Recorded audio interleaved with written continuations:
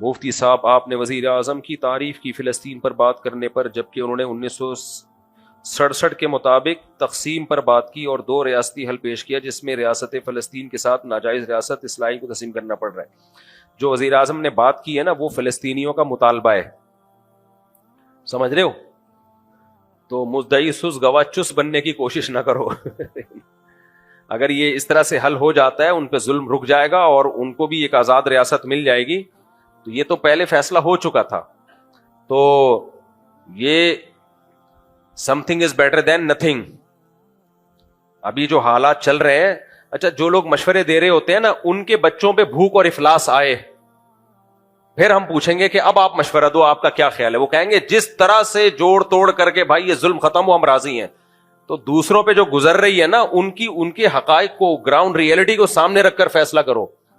اور اسرائیل کبھی بھی اس حل پہ نہیں آئے گا، کیونکہ اس میں اسرائیل کو نقصان ہے۔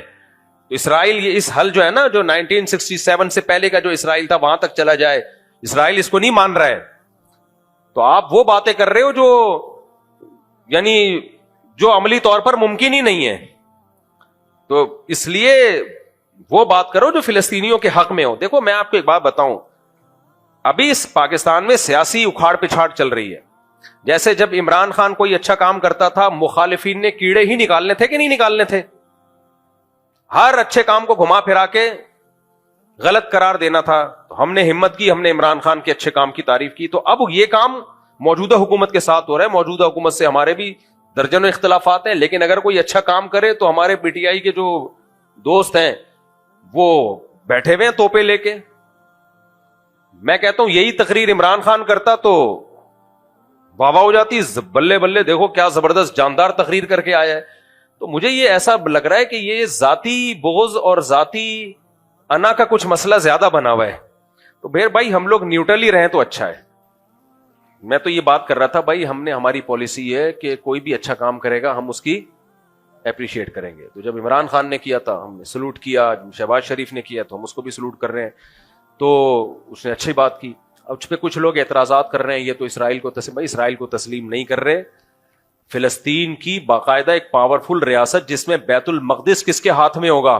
فلسطین کے۔ تبھی اسرائیل اس سجیشن پہ قطعاً راضی نہیں ہے۔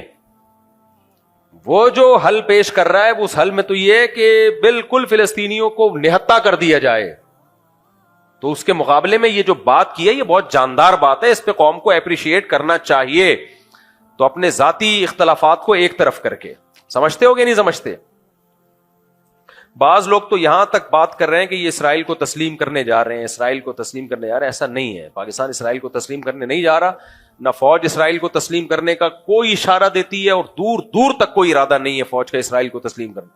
بھائی اسرائیل پاکستان کا اتنا بڑا دشمن ہے ہی اسی لیے، بھارت سے اس نے پاکستان پہ اٹیک کروایا اس لیے کہ اس کو پتا ہے کہ کباب میں جو اس وقت سب سے بڑی ہڈی ہے وہ کون سی ہے؟ وہ پاکستان ہے۔ اور پاکستان کے سیاستدان نہیں ہے، فوج ہے۔ اگر سیاستدان ہوتے، فوج نہ ہوتی تو کچھ نہیں کرنا تھا اس نے، کیونکہ پاور سیاستدانوں کے ہاتھ میں نہیں ہوتی، پاور تو فوج کے ہاتھ میں ہوتی ہے۔ عراق میں فوجی حکومت تھی، اس نے گرائی نا، اب سیاسی حکومت تو بنا دی اس نے۔ اب عراق کی ساری پالیسیاں اسرائیل کے حق میں بنا رہے ہیں، بناتا رہے۔ صدام حسین کباب میں ہڈی بنا ہوا تھا ان کے، صحیح ہے نا؟ تو اس لیے اسرائیل کے لیے جو اس وقت کباب میں ہڈی ہے وہ پاکستان آرمی ہے، کیونکہ آرمی کا اسرائیلیوں کی بھی ایجنسیاں ہوتی ہیں۔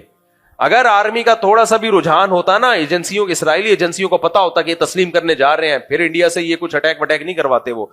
اس لیے میرے بھائی عمران خان سے آپ محبت کریں، عمران خان کو فیور کریں، 100 دفعہ کریں، لیکن یہ نہیں کہ اوٹ پٹانگ آپ جو بھی حکومت کوئی اچھا مثبت کام کرے تو آپ نے بس اس کے اگینسٹ ہی جانا ہے۔ ڈالر کو اسٹیبل کر لیا ہے فوج نے، ڈالر کو اسٹیبل کر لیا۔ جس سپیڈ سے ڈالر تباہ ہو رہا تھا نا، گر رہا تھا، وہ روکا ہے۔ اسمگلنگ پہ پابندی لگا کے باقاعدہ فوجیوں کی لڑائی ہوئی ہے بارڈر پہ، جو اسمگلنگ ہو کے جا رہا تھا، فوجی شہید ہوئے اس میں بہت زیادہ۔ تو یہ فوجی جوانوں نے قربانی دی ہے جو ڈالر کو یہاں لا کے روکا ہے، ورنہ ڈالر بے لگام ہو گیا تھا بالکل، کوڑیوں کے یعنی ہماری کرنسی کوڑیوں کے داموں ہونے والی تھی جو حالات چل رہے تھے۔ تو اس لیے بھائی کسی کا کلمہ پڑھنے کی ضرورت نہیں ہے، جو اچھی بات کرے اس کو فیور کرو، جو بری بات کرے اس کو کیا کہو؟ اس کو غلط کہو، بس ختم۔ یہ پالیسی رکھو۔ باقی سیاستدانوں میں تو ہر آدمی کا کوئی ہیرو ہوتا ہے، جو ہیرو ہے اس کو ہیرو رہنے دو، اس کو کس نے منع کیا؟ آپ گورنمنٹ کی طرف سے کوئی پابندی تھوڑی ہے۔ میرے کتنے لوگ ہیں جو میرے بیان سنتے تھے, مجھے بار بار کہ آپ نے وزیر اعظم شہباز شریف کی اس مسئلے میں تعریف کر دی ہے تو آپ کا بیان سننا چھوڑ دیا ہم نے, آپ بھی 2 ٹکے کے آدمی نکلے. جب میں عمران خان کی تعریف کرتا تھا تو بہت سے لوگوں نے میرے بیان سننا چھوڑ دیا تھا کہ آپ تو خود یہودی ایجنٹ نکلے. اور اب میں نے میاں شہباز شریف نے جو اچھا کام کیا اس کی تعریف کر دی تو آپ بھی یہودی ایجنٹ نکلے.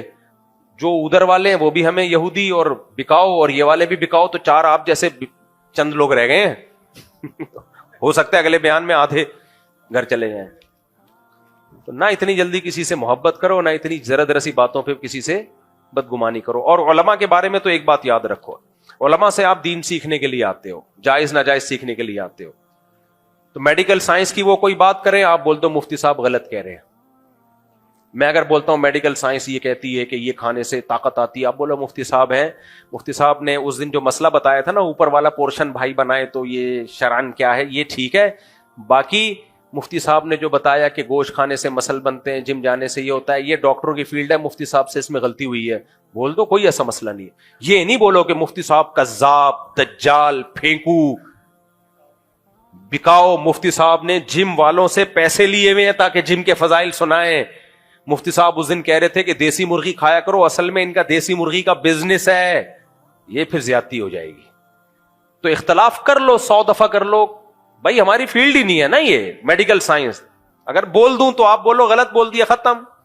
ہمارے بھی بعض بزرگ ایسے ہیں جنہوں نے کوئی بات کی, ہمارے شیخ حضرت مفتی رشید احمد صاحب, میں ان سے بیعت تھا اور ایسی عقیدت مجھے اب بھی ان سے ہے نا کہ آپ سوچ نہیں سکتے.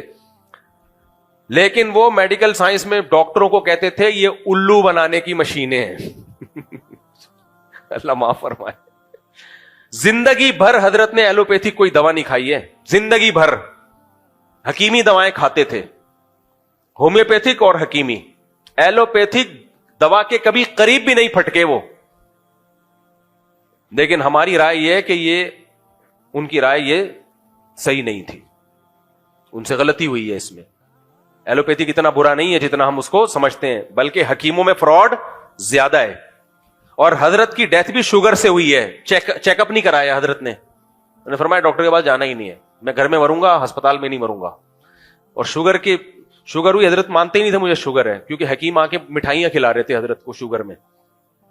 ہمیں اچھی, میں نے مجھے حکیم کا نام بھی پتا ہے, برفیاں کھلا رہے تھے. حضرت مٹھائی نہیں کھاتے تھے. انہوں نے کہا میں علاج بالمثل کروں گا. علاج بالمثل کا مطلب شوگر ہے تو شوگر سے علاج کروں گا. حضرت مٹھائی نہیں کھا رہے, حضرت کو جلیبیاں کھلا رہے وہ حکیم. تو بھائی بزرگ اپنی جگہ تھے, لیکن ہمارا خیال تھا کہ حضرت کو نہیں تھا, وہ تھے, حضرت کو میڈیکل سائنس پڑھی تھی, حضرت نے ڈاکٹری کتابیں بھی پڑھی تھی, ہومیوپیتھی بھی پڑھی تھی, لیکن کتابیں پڑھنا اور چیز ہوتی ہے, باقاعدہ ڈاکٹر بننا الگ بات. لیکن میں بدگمان نہیں ہوا شیخ و مرشد سے, اب یہ تو جھوٹ بول رہے ہیں معاذ اللہ. نہیں بھائی, وہ انسان ہے یار. جب ہمارے سامنے صحیح مسلم کی ایک حدیث آ گئی کہ پیغمبر صلی اللہ علیہ وسلم نے صحابہ سے کہا کہ نر کھجوروں کو مادہ کھجوروں کے نر کھجوروں کا بھور نہ ملاؤ. صحابہ نے نہیں ملایا, پیداوار کم ہو گئی, کھجوروں کی پیداوار کیا ہو گئی, کم. تو صحابہ نے کہا یا رسول اللہ, ہم نے آپ کے مشورے پر عمل کیا, کھجوروں کے بھور, جو نر کھجوروں کا بھور ہم ڈالتے تھے وہ نہیں ڈالا تو پیداوار کم ہوئی. تو آپ نے فرمایا میں تمہاری طرح کا انسان ہوں, میں جب دنیا کے بارے میں تمہیں کوئی حکم دوں تو تم دنیا مجھ سے زیادہ جانتے ہو, جب دین کا حکم دوں تو اس کو فالو کرنا ہے. تو جب پیغمبر صلی اللہ علیہ وسلم نے یہ بتا دیا کہ بھائی دنیا کی چیزوں کو بتانے میں بشر ہوں تو مجھ سے خطا ہو سکتی ہے, تو مفتی اور عالم کون ہوتا ہے جس سے خطا نہیں ہو سکتی؟ اس لیے میں جو آپ لوگ کو ٹوٹکے طبی بتا رہا ہوتا ہوں, لیمن ڈالو اور اس میں اس دن آیا نا میں نے کہ اس میں شہد ملاؤ اور اس میں لیمو نچوڑو اور لیمو کو پانی کے اندر آدھا گھنٹہ ڈال کے رکھو, اور اپنے خرچے پہ, گرمی ہے تو ٹھنڈا ٹھنڈا, سردیاں ہیں تو نارمل پی جاؤ, تو ایسا خاندانی صحت ہو جائے گی. تو یہ ٹوٹکا ہے, ہو سکتا ہے کوئی پی کے انتقال کر جائے. سمجھ رہے ہو, یا اس کو ایسیڈیٹی ہو, تیزاب ہو, پتہ چلا وہ السر اس کا کینسر میں تبدیل ہو گیا, کیونکہ لیمن تو السر میں نقصان دیتا ہے. تو ایسے موقع پہ یہ نہیں بولو مفتی صاحب قاتل ہے, جھوٹا ہے, اس کے کسی درس قرآن کی کوئی حیثیت نہیں ہے. دنیا یہی بولے گی بھائی مفتی صاحب نے ایک اپنے تجربہ بتا دیا, آپ ڈاکٹر سے پوچھ لیتے, حکیم سے پوچھ لیتے, اگر وہ بتا دیتا کر لیتے, نہیں کرتا نہیں کرتے, تو مفتی صاحب کوئی حکیم تھوڑی ہیں. یہی بیلنس بات یہی ہوتی ہے نا, عمل کرنا ہے کر لو, نہیں کرنا ہے نہیں کرو. تو اسی طرح سیاست میں بھی جب میں کوئی بات کر رہا ہوں تو اس میں سیاسی بات ہے بھائی, اس میں ایک رائے ہے, آپ مان لیں مان لو, نہیں ماننا تو اس کا درس قرآن یا فتوے کے غلط ہونے سے تعلق تھوڑی ہے. ایک صاحب نے حضرت مفتی تقی صاحب کے بارے میں کہا کہ انہوں نے سندھ کے گورنر کی تعریف کی ہے. حضرت مفتی تقی صاحب نے گورنر سندھ کامران ٹیسوری کے بارے میں کہہ دیا کہ حضرت عمر کی سنت کو زندہ کیا ہے نا, وہ راتوں کو جاگتا ہے. اب ہو سکتا ہے دن میں سارا دن سوتا رہتا ہو, ہے وہ قابل احترام, مجھے میری بڑی ریسپیکٹ کرتے ہیں, اس لیے میں اس کے نام عزت سے لوں گا.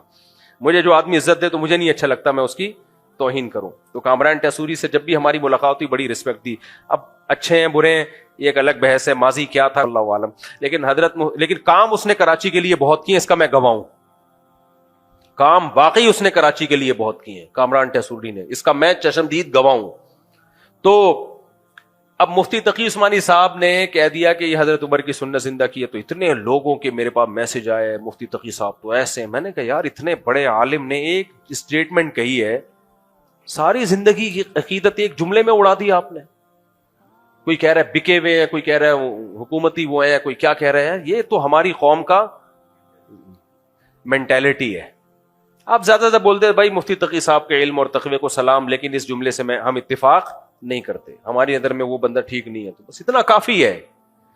کیا یار بیچاروں کو اب بھی کمنٹس آ رہے ہوتے ہیں مفتی تقی صاحب کی تصویروں کے نیچے, وہی بندہ ہے جس نے حکومت وقت کی تعریف کی ہے. تو مجھے تو بھائی دیکھو, من عادی لی ولیا فقد آذنتہ بالحرب, حدیث میں آتا ہے کہ اللہ کہتا ہے جو میرے کسی ولی سے دشمنی کرتا ہے میرا اس کے خلاف اعلان جنگ ہے, میرا اس کے خلاف اعلان جنگ ہے. تو اس لیے یہ جو الفاظ زبان سے نکل رہے ہیں نا اللہ والوں کے خلاف, علماء صلح کے خلاف, یہ آپ کی نظر میں بہت ہلکے ہوتے ہیں, اللہ کی نظر میں ہلکے نہیں ہوتے, بہت بھاری ہوتے ہیں. تو ہماری رائے سے بھی کوئی اختلاف کر لو, کوئی مسئلہ نہیں ہے. ہم تو شرعی مسائل ہم سے پوچھو. اگر ہم سیاسی بات کرتے ہیں تو میں نے شہباز شریف کی تعریف کر دی کہ اچھا کام کیا ہے, آپ بول دیتے نہیں اچھا کام کیا, ختم ہو گئی بات. تو یہ جو پاکستان نے بہت زبردست فلسطینی موقف کی تائید کی ہے یونائٹڈ نیشن میں, اس پہ حکومت کو اپریشیٹ کرنا چاہیے. حکومت کام نہیں کرتی تو بھی برا بلا کہتے ہیں, کچھ اچھا کر کے آ جائے تو بھی برا بلا کہنا ہے, تو پھر تو اس کا مطلب تم حل چاہتے ہی نہیں ہو. اور فلسطینیوں کی جگہ اپنے آپ کو رکھ کے سوچو کہ تم پہ یہ ظلم ہو رہا ہوتا, اگر شہباز شریف کا یہ بیان غلط ہوتا نا تو فلسطینی کہہ دیتے کہ غلط ہے, ہم اس پہ راضی نہیں ہے. ان کی طرف سے کوئی بیان نہیں آ رہا اور ہم سارے نیک شریف شرفا بن کے فلسطین, ہم تو پورا جو ہے نا یہ تقسیم ہمیں قبول نہیں ہے, تو فلسطینی بولیں یہ قبول نہیں ہے تو پھر ہوگی بات. تو مدعی سس گواہ چس بننے کی کوشش مت کرو. یہ بالکل ایسے ہی ہے, ایران سے ہمارے 100 اختلافات ہیں لیکن ایران نے فلسطینیوں کی مدد کی ہے. اب ہمارے یہاں بہت سے لوگ ایران دشمنی میں کہتے ہیں نہیں یہ نورا کشتی ہے, ایران فلسطینیوں کی مدد نہیں کر رہا, یہ نورا کشتی ہے. ہمارے بہت سے لوگ یہ بات, میں کہتا تھا یہ بات فلسطینیوں کی زبان سے نکلوا دو. فلسطینی کہیں کہ یہ ایران 2 نمبری کر رہا ہے, فلسطینی کہیں کہ ایران میں جو ہمارے لیڈر کو شہید کیا گیا ہے ایران نے مروایا ہے. وہ تو نہیں کہہ رہے اور آپ کہہ رہے ہو. اس کا مطلب ایران سے جو آپ کی ذاتی دشمنی ہے اس کو آپ کسی اور طریقے سے نکال رہے ہو. تو ایران کوئی شریف شرفا ملک نہیں ہے, میں کوئی ایران کی تعریفیں نہیں کر رہا, بہت سے جرم ایران کے کندھے پہ بھی ہیں, لیکن جتنے ہیں اتنے ڈالے جائیں, جو نہیں ہے وہ نہیں. ایران نے فلسطینیوں کی بے تحاشا مدد کی ہے اور اس مدد کے صلے میں ایران کو قربانی دینی پڑی ہے, بھگتنا پڑا ہے. ایران میں میزائل آ کے گرے ہیں, ان کا آرمی کا آفیسر شہید ہوا ہے. تو یہ ساری قربانیاں فلسطینیوں کی مدد کی وجہ سے دی ہیں ایران نے, تو اس میں ایران کو اپریشیٹ کرنا بنتا ہے. تو فلسطینی کہہ رہے ہیں کہ ہماری مدد کر رہا ہے اور وہ کہہ رہے ہیں کہ ہم بہت کچھ کر رہا ہے, بھی ہر بات یعنی ایسے بتانے کی نہیں ہوتی. تو اس کی سزا بھی ملی ہے ایران کو, واٹ لگا دی ہے ایران کی. تو لیکن ہمارے یہاں لوگ کہہ رہے ہیں ہمیں نورا کشتی ہے, خود ہی مروایا ہے, پہلے فلسطینیوں کے لیڈر کو بلایا اور خود ہی مروا دیا, خود ہی ہیلی کاپٹر گرا دیا, خود ہی یہ کر دیا. بند کمرے میں بیٹھے ہوئے ہیں, منہ میں پان ہے اور تبصرے ایسے کر رہے ہوتے ہیں جیسے پتہ نہیں ان سے بڑا فنٹر اس کائنات میں کوئی پیدا ہوا نہیں ہے. ان کی سورس آف نالج کیا ہے؟ کوئی سورس آف نالج نہیں ہے. تم کس سے ملے ہو یار؟ تم جا کے کسی فلسطینی سے ملے ہو تم, جو تمہیں بتا رہا ہو کہ تو فلسطینی جو ہمارے وزیر اعظم نے جو بات کی ہے فلسطینیوں کا, اس کے خلاف کوئی بیان نہیں آیا. لیکن اسرائیل اس کو کسی قیمت پہ تسلیم نہیں کر رہا ہے، کیونکہ اس اسرائیل کو پتا ہے میرا اس میں نقصان ہے. تو اس لیے یہ اچھا اقدام کیا ہمارے وزیر اعظم کی طرف سے، اچھا اقدام ہوا ہے. باقی جو بھی یہ کہا کرے نا نہیں یہ تو غلط تقسیم ہو رہی ہے، تو ان سے کہو ٹھیک ہے، تمہارے بچوں پہ جب یہ ظلم ہونا اور بھوکے شہید ہو رہے ہوں اور یہ قحط زدہ حالت میں وہ مبتلا ہوں، پھر تم کہنا کہ نہیں ہمیں وہ یعنی اتنا ایریا چاہیے جو عملی طور پر جس کا امکان ہی نہیں ہے. جن کے بچے شہید ہو رہے ہوتے ہیں، جو بھوک سے تڑپ کے جانے دے رہے ہیں، ان کی زندگیوں کو سامنے رکھ کر آپ فیصلہ کریں. یہ ایک ایسا ہے کہ ایک جگہ ایک صاحب جو تھے نا، ایک لڑکا تھا نکاح کرنا چاہتا تھا، تو لڑکے کے بھائی نے لڑکی والوں کے سامنے وہ شرطیں بیان کی کہ چھوٹے بھائی کو یقین ہو گیا کہ یہ لڑکی والے یہ شرطیں مانیں گے نہیں. اب وہ کہہ رہے کہ یار اس سے تو میرا رشتہ ہی ختم ہو جائے گا. بڑا بھائی کہہ رہے نہیں، میں تجھے مروانا نہیں چاہتا، میں چاہتا ہوں ابھی سے یہ شرطیں لکھوا لوں تاکہ بعد میں تو سکون کی زندگی گزارے. چھوٹا کہہ رہا ہے سکون گیا تیل لینے مجھے یہ لوگ ان شرطیں مانیں گے ہی نہیں، میں نے تو یہاں شادی نہیں ہوگی. تو یہ بعض دفعہ ایسا ہوتا ہے، وہ کوئی خیر خواہ بن رہا ہوتا ہے، آپ کو کہہ رہا ہوتا ہے کہ بھائی یہ بہت یعنی اس میں یہ ہے، تو اس کو پتا ہوتا ہے بھائی یہ عمل ہی نہیں ہوگا اس کے اوپر، تو یہ میرے ہاتھ سے یہ جو پیکج ہے نا یہ نکل جائے گا. تو اگر یہ حل ہو جاتا ہے تو فلسطینی سکون میں آ جائیں گے. بیت المقدس کس کے ہاتھ میں چلا جائے گا؟ مسلمانوں کے پاس ہوگا. اصل تو بیت المقدس ہے، وہ لینا ہے ہر قیمت پہ. اس لیے میرا خیال ہے کہ شہباز شریف نے اچھی تقریر کی ہے، تو وہ آپ اختلاف کرو 100 دفعہ، لیکن کام خاندانی ہو گیا ہے. الٹرا ساؤنڈ پتہ چلا بھائی 2 مہینے کا حمل ہے اور بچہ بالکل معذور ہے اور دل کے بال بھی بند ہوئے ہوئے ہیں، اور ہاں تو جان کا خطرہ ہے. ماں کی بھی تو ضائع کروا سکتے ہیں 2 ماہ کا حمل، ایسی شدید مجبوری میں ضائع کروا سکتے ہیں. 22 ماہ کا تو عاقل بالغ ہو گیا، بڑا ہو گیا اس کا مطلب ہے. اچھا 22 ہفتے، 5.5 ماہ کا ہے، پھر ضائع نہیں ہو سکتا حمل. اگر یہ غالب گمان ہے کہ بچہ پیدائش سے پہلے مر جائے گا ماں کے پیٹ میں، زندہ پیدا نہیں ہوگا، ڈاکٹر کہہ دیں کہ یہ ماں کے پیٹ میں کچھ وقت کے بعد جا کے مرے گا یہ، لیکن اس وقت پھر ماں کی زندگی خطرے میں ہوگی، تو پھر ضائع کروا سکتے ہیں. لیکن اگر زندہ پیدا ہونے کی امید ہے تو پھر اس کے پیدا ہونے کا انتظار ہر صورت میں کیا جائے گا، خود سے نہیں مار سکتے. دیکھو کوئی بھی مرنے والا ہو نا تو آپ کو اجازت نہیں اٹھا کر کے گولی مار دو آپ اس کو ٹھیک ہے نا. مفتی صاحب میری وائف عالمہ ہے، وجہ تیرا اب خیر نہیں ہے اور مجھ سے انتہائی بدتمیزی کرتی ہے، بات پہ چیزیں اٹھا کے مارتی ہے، ماشاء اللہ. حدیث بتاتا ہوں تو کہتی ہے کہ وہ بولتی ہے کہ حدیث اپنے پاس رکھو. استغفر اللہ، یہ تو کفریہ جملہ ہے بھائی، اس طرح حدیث کا مذاق اڑانا. دیکھو علم الگ چیز ہے، اخلاق اور تربیت الگ چیز ہے. پورا میرا جمعے کا بیان اسی موضوع پر ہوتا ہے. لوگ کہتے ہیں ہمیں ڈاکٹر لڑکی چاہیے، ہمیں عالمہ چاہیے. بھائی ڈاکٹر بھی اچھی ہے، عالمہ بھی اچھی ہے، لیکن پہلے یہ دیکھو گھریلو ہے یا نہیں ہے، اس کی تربیت ہے یا نہیں ہے. تربیت یافتہ ہو، عالمہ نہ ہو، ڈاکٹر نہ ہو، اچھی ہے. تربیت یافتہ ہو، ہاں تربیت یافتہ ہو، عالمہ اور یا ڈاکٹر نہ ہو تو گھر چل جائے گا. تربیت یافتہ نہیں ہے تو بھلے عالمہ ہو ڈاکٹر ہو، بیڑا وہ تمہیں ہی ٹیکے لگا کے مار دے گی ڈاکٹر صاحبہ. خوشی کے موقع پر مٹھائی بانٹنا کیسا ہے؟ محلے کی خاتون ہر موقع پر مٹھائی کا مطالبہ کرتی ہے. جب میری نوکری لگی تو بار بار مٹھائی مانگ. محلے کی خاتون تیری لگتی کیا ہے پہلے تو یہ بتاؤ. جب نوکری ختم ہوئی تو کیا مٹھائی نہیں دی، اس وجہ سے نوکری چلی گئی. بچوں محلے کی خاتون ان سے مٹھائی کا مطالبہ کر رہی ہیں، مجھ سے کیوں نہیں کر رہی؟ آپ سے کیوں نہیں کر رہی؟ جمشید سے کیوں نہیں کر رہی؟ آپ سے کیوں کر رہی ہیں؟ تو محلے کی خواتین سے اتنا فری ہونے کی آپ کو ضرورت نہیں. اگر شادی شدہ ہو تو اپنی بیوی کو بتاؤ کہ وہ محلے کی خاتون مجھ سے مٹھائی کا مطالبہ کرتی ہیں، تو آپ کی بیوی اس کو مٹھائی کھلائے گی، مٹھائی کے اندر زہر رکھ کے. آپ نے ایک جواب میں کہا تھا کہ ایک شخص کے 3 بیٹے اور تینوں باہر چلے گئے، آپ کو اولادوں کو نصیحت کرنی چاہیے. آپ نے ان کے والد کو ہی نصیحت کر دی کہ 3-4 بچے ہوں گے تو یہ ہوگا. ویڈیو کے کمنٹس میں اچھے خاصے لوگوں کا اعتراض تھا کہ اگر اولادوں کے دل میں ماں باپ کے لیے احساس ہو، پتہ نہیں کیا لکھا ہوا ہے، ہو تو 10 بیٹے بھی ہوں تو وہ بھی باہر چلے جائیں گے، الٹا ماں باپ کو ہی کہیں گے کہ آپ کون پیدا کریں گے۔ دیکھو میں نے بیان میں کہا تھا کہ 2-3 بچے ہوں گے تو باہر جائیں گے تو جو ہے وہ پھر تو یہی ہوگا، بڑھاپا اکیلے میں گزرے گا۔ تو اس پہ لوگوں کے یہ بتا رہے ہیں، کمنٹس آئے ہوئے تھے کہ آپ بچوں کو سمجھاؤ نا کہ ماں باپ کی کیئر کریں، ماں باپ کے ساتھ رہیں۔ تو 2-3 کیا 10 بچے بھی ہوں گے، اگر ماں باپ کا خیال نہیں کر رہے تو سارے باہر چلے جائیں گے۔ شاید میں نے بیان کرنے میں سمجھا نہیں پایا ہوں گا، میرا مقصد ہے کہ بعض کو تو باہر بھی جانا پڑتا ہے، کمانا بھی تو انسان کی ضرورت ہے نا، سب کو یہاں روزگار نہیں ملتا۔ زیادہ بچے ہوں گے، کچھ باہر چلے گئے، کچھ یہاں رہ گئے۔ میں جاتا ہوں KPK میں، گاؤں دیہاتوں میں 8-8 10-10 15-15 بچے ہوتے ہیں، 2 ملیشیا میں، 2 ترکی میں، 1 امریکہ میں اور 5 یہاں پر، سمجھ رہے ہیں؟ پھر وہ آتے ہیں تو یہ 4-5 وہاں چلے جاتے ہیں، 1 سال کے لیے تبلیغ میں بھی گیا ہوا ہوتا ہے۔ تو سارے شعبے چل رہے ہوتے ہیں، ماں باپ بھی تنہائی میں نہیں ہوتے۔ ایک آدھ بچہ ہے تو وہ ماں باپ کو سنبھالے گا تو کمائے گا کون؟ کمائے گا تو یہاں ہر ایک کو روزگار نہیں ملتا، بعض کو باہر جانا پڑتا ہے تو یہ تنہا ہو جاتے ہیں۔